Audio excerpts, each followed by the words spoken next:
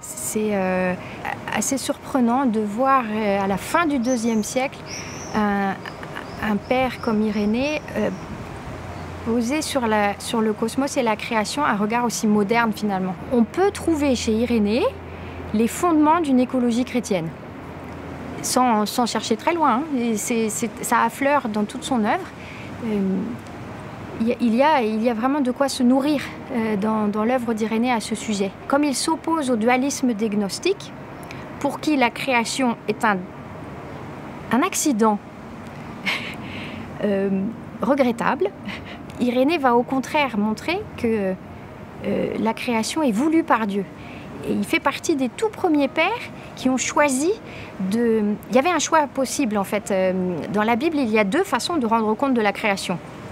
La création à partir de rien, qui est plus tardive, et la première expression qui est la création à partir d'un fameux tohu-bohu des origines. Il y avait deux voies possibles. Les tout premiers chrétiens ont plutôt opté pour la création à partir de rien, et Irénée est le premier à vraiment donner toute sa mesure à cette théologie-là. Ça signifie que si Dieu a créé à partir de rien, tout ce qui est a été voulu par Dieu.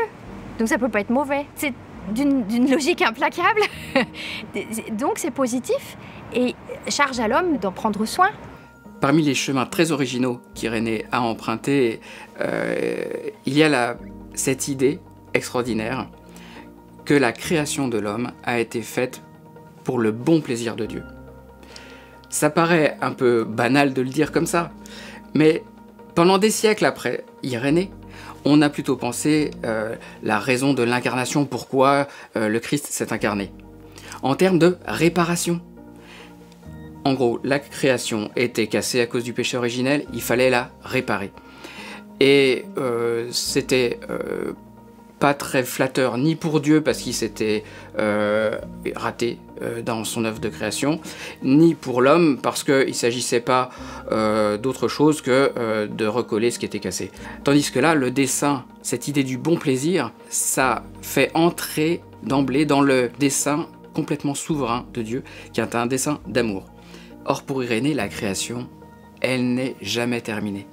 Dieu est présent dans la création à chaque moment, à chaque seconde, au moment même où nous parlons, au moment même où nous pensons, l'idée même que nous parlons. Nous sommes créés à nouveau et chacun de nos progrès est une nouvelle création.